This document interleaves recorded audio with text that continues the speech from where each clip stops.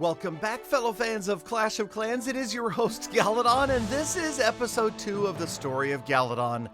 Yes, we are continuing to go through some of my very first videos made way back in June of 2013. And actually, these next 2 videos, and yes, these are 2 videos that I released because they were like 2 minutes each back in the early days of my YouTube channel. These were both defenses.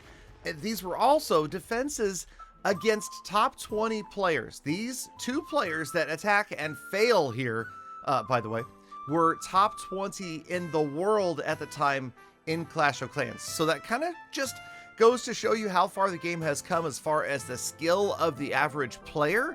And obviously, just looking at this though, don't you miss, I mean, those of you that played back then, don't you miss the simplicity that we had back at Town Hall 10? I mean, look at this game. There was so little to it comparatively speaking to now. And I mean, I'm lost. I step away for a couple of weeks and I come back and I can't figure out how to handle half of the stuff that's going on. And no, it's not just my age, okay? Give me a break. But I'm just saying, it's so complicated, so many different bases and phases and projects and battles and everything, right? And back in the old days, it was simple. You just had to get a star. And that was the thing.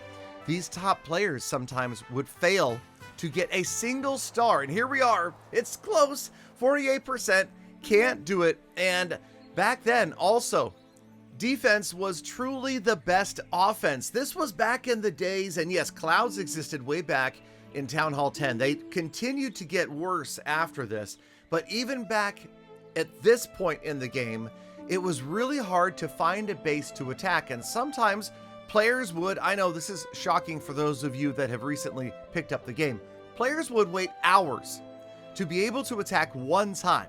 And with that attack, they were likely to only gain 2 or 3 trophies. That was the majority of the bases would offer with a victory, like 3 trophies. And with a loss, you would lose something like 36 trophies. And the other player, the defender, would gain said trophies. So in the very, very early days of Clash, you can see how truly broken the game was in the opposite direction. But the Supercell team didn't realize it at the time because, well, the game had just gotten started. It was unique enough and so much fun to play that it didn't matter that all of the balancing was completely off and that it actually made more sense to defend than it did to attack in a lot of cases.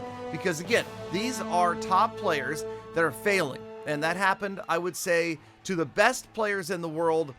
Based upon my recollection, they would lose a battle once every couple of days. And otherwise, now again, they were not attacking that much because they were stuck in the clouds most of the time. And this game was a war of attrition because it was just, I mean, honestly, the less you touched grass, the more chance you had to get to the top of the leaderboards. And like I was about to say, it sometimes made more sense to go on the defense and hope for a win with a unusual or a new base design layout than it was to sit for hours and go on the offense. And yeah, wow, what a different game today than back in 2013. What a different Galadon, what a different channel. You guys know you can still find me over on Whatnot. The link is at the end of the video and in the description. It is essentially my full-time job now, and this has just become a hobby. So if you can't make it over there to say hello, to check me out on Whatnot, then I will see you back here in a few more days for another installment of the story of Galadon. Until then, have a great day, be good to one another, and you know all the stuff that I've said. I still mean it. I'll see you back here for more full attacks.